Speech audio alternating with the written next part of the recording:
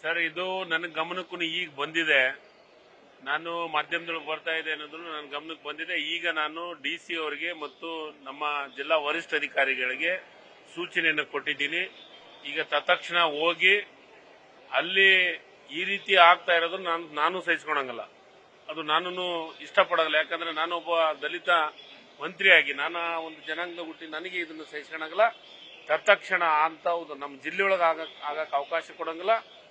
ನಾನು DC ಅವರಿಗೂ ಹೇಳಿದ್ದೀನಿ, SP ಅವರಿಗೆ ಹೇಳಿದ್ದೀನಿ. ಯಾರು ಆ ರೀತಿ ಮಾಡ್ತಾರೆ ಅವ್ರ ಮೇಲೆ ಕೇಸ್ ಹಾಕುವಂತ ಕೆಲಸವನ್ನು ಮಾಡ್ತೀವಿ. ಅದಕ್ಕೆ ತತ್ಕ್ಷಣ ಅದೊಂದು ಸಭೆ ಮಾಡಿ, ಅಲ್ಲಿ ತಹಸೀಲ್ದಾರ್ನು ಕಳಿಸ್ತಾ ಇದ್ದೀವಿ, ಅಲ್ಲಿ ಸಭೆ ಮಾಡಿ ಜನರಿಗೆ ಅವೇರ್ನೆಸ್ ಮೂಡಿಸಿ ಈ ರೀತಿ ಮಾಡಬಾರ್ದು, ಇದು ಮಾಡಿದ್ರೆ ಅಫೆನ್ಸ್ ಆಗುತ್ತೆ ಅಂತ ಹೇಳ್ತೀವಿ. ಅದ್ರ ಮೀರಿ ಮಾಡಿದ್ರೆ ಅವ್ರ ಮೇಲೆ ಕ್ರಮವನ್ನು ವಹಿಸ್ತೀವಿ. ಸರ್, ಕೊಪ್ಪಳದಾಗ ಪದೇ ಪದೇ ಏನಾಗಿಲ್ಲ, ಈಗಾಗಿದೆ. ಪದೇ ಪದೇ ಆಗಂತ ಪ್ರಶ್ನೆ ಇಲ್ಲ. ಅದನ್ನ ಮಾಡಕ್ ಅವಕಾಶ ನಾವು ಕೊಡಂಗಿಲ್ಲ ಏನ್ರಿ.